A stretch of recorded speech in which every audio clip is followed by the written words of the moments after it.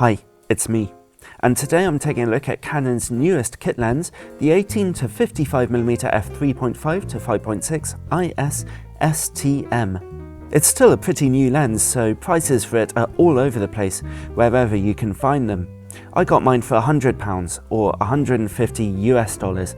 This will only fit on Canon's less expensive APS-C sensor cameras, like the 700D, 70D, 60D, all the Rebel series. In many ways, this is still the same old kit lens. The 18 to 55mm focal range is okay, going from reasonably wide angle to short telephoto. The f3.5 to 5.6 aperture is slow, so the lens doesn't let in much light, and the aperture gets darker as you zoom in, which is a pain if you're doing video work. However, in its favour, it is image stabilised, it's small and light, and it's not very expensive. What sets this apart from the normal Canon kit lens is its new STM autofocus motor. In fact, the whole focus system of the lens is redesigned. It now focuses internally, which is a professional touch, and the front element doesn't turn as you focus anymore, which is great news if you want to use a polarizing filter. The focus mechanism is electronically coupled to the camera, so it only works when the camera is turned on, but that's not exactly a big deal, and the manual focus is very responsive, so it works fine. A nice side effect of this is that the focus ring is amazingly smooth. You can pull focus pretty effectively. I think this lens's nickname should be the Phantom, as the STM autofocus motor works extremely quietly, without a hint of movement or noise of any kind. It's quite spooky when you're using it. I've never seen a lens like it. It also autofocuses quickly and gently, and that's useful for video work. The zoom ring is nice and smooth, but that's often the case at the beginning with a new kit lens. I wouldn't be surprised if it gets stiffer over time, like other kit lenses do, but I guess people will have to wait and see on that one. The lens's image stabilization is nice and effective. Here's some footage with it turned off, and here it is turned on. During use, the image stabilization is as silent as the autofocus. This really is the quietest lens I've ever used. Overall, this is still quite a cheap feeling lens, but all the functional elements actually work very nicely, and it would also handle quite well for video work, which I imagine was Canon's main aim for this new kit lens. Let's look at the image quality. I'm testing this lens on my trusty 18MP Canon 60D.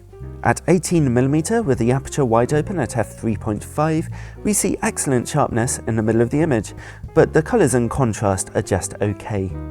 The corners of the image are a little softer, but not too bad.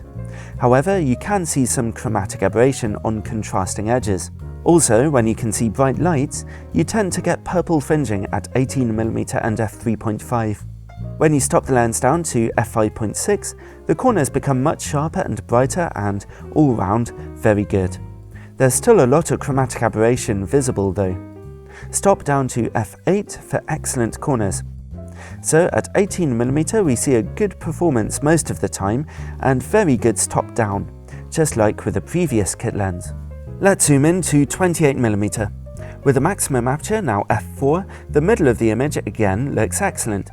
The corners are also quite nice and sharp, although again we can see some magenta and green chromatic aberration on the edges of the windows. Like before, if you stop down to f5.6, then the corners become sharper and brighter, and they're really excellent at f8, although again the moderate chromatic aberration stubbornly remains.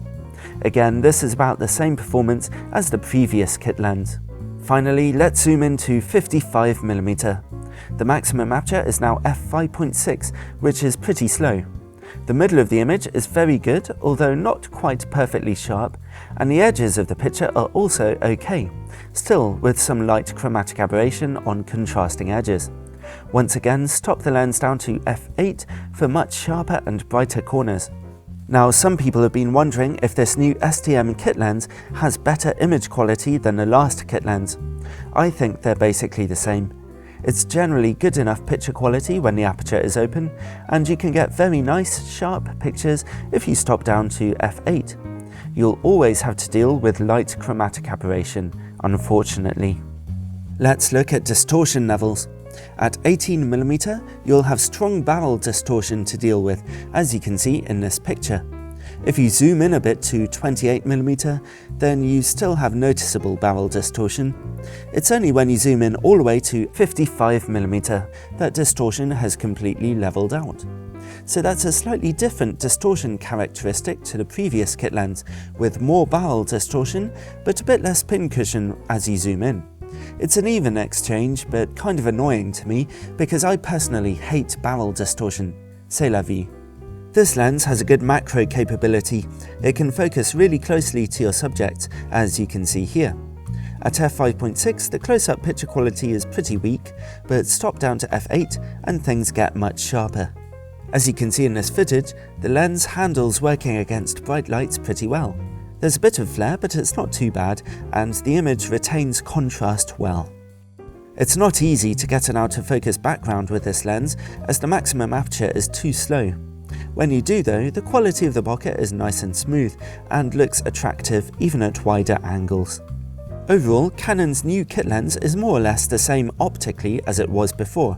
The picture quality is generally good, and very sharp indeed when stopped down to f8. The new STM autofocus motor is quite an achievement, remaining eerily silent at all times, and it's a classy feature that's never normally seen on a kit lens.